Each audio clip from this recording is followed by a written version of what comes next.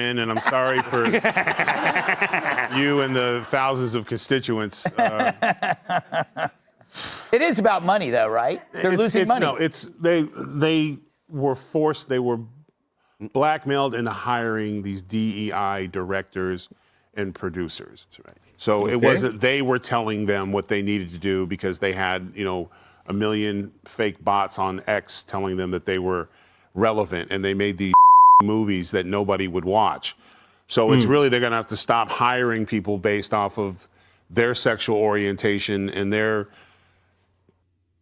felt the pressure to hire DI directors and producers due to external forces, possibly online criticism or fear of appearing non-inclusive. And he also implies these, how they look in the mirror, opposed to, can you actually direct a movie that makes sense? I don't care if you mail order horses, but if you can make a movie that I can watch without going,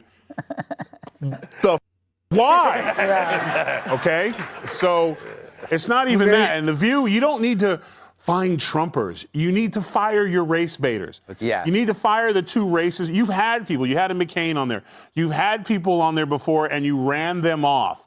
hires were not based on merit, but on appeasing a perceived public demand. And really, that was really a perceived public demand, because what we've learned from this election, there's been a huge backlash of that idea or that ideology.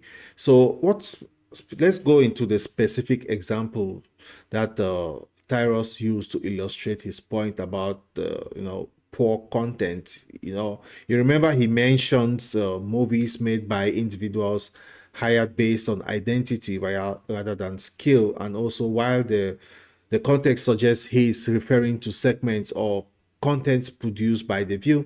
So the racist ones who want to stick to this, Whoopi and Sonny, and was it Bette Midler? What's her name? Yeah, broke-ass Bette Midler. Fire them and bring people in. Maybe you could get McCain to come back. She was a Republican, but every show and every break, she was nearly in tears because she was being attacked. So the problem is that you have to go after the racist people. And if the CEO goes, you know what, I'm not going to allow a woman on my show, or man, that will go after white America and talk about them like dogs. That doesn't represent our ideals or values for anyone. Of course. And get rid of those people. And this will clear up real quick. So do you have to actually look in the mirror and clean up your own backyard and get the racist people out? Because that's who you allowed in. You allowed black racists on TV who could just go all day and say anything about white people. And I guess lo and behold, they forgot that there's a lot of people at home, white people at home during the day, that are not watching your show anymore. So just clean it up. Yeah, Emily. I think so. So let's just go through this, right?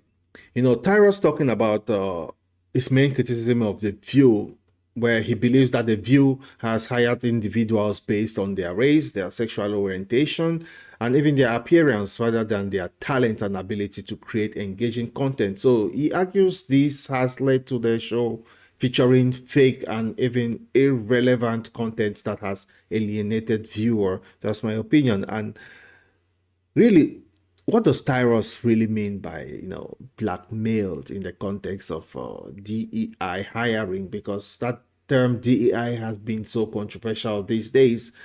But Tyrus suggests that The View felt the use of movies is likely metaphorical to highlight the perceived low quality of the material. And according to Tyrus, what should The View do to, instead of finding Trump supporters?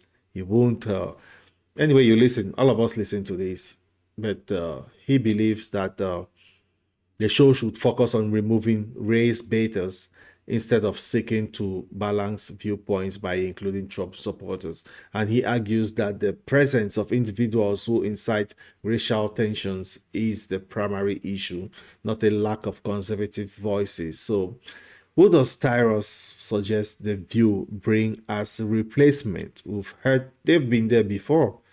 He mentioned Bette Midler, and also highlighting her past affiliations with the Republican Party and as someone who could offer a different perspective without resorting to what he considers race baiting. Remember, ABC is a national television, so there need to be a balance of panel here, not just the whole panel representing just one side of the whole political argument.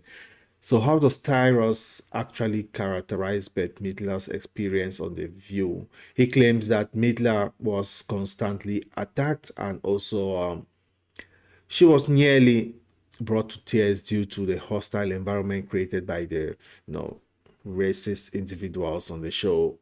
And he talked about the mirror, which symbolizes this self-reflection and accountability. Tyrus argues The View to examine its own practices and remove individuals who engage in what he considers racist rhetoric, specifically those who make negative generalizations about white people. I tend to agree with that.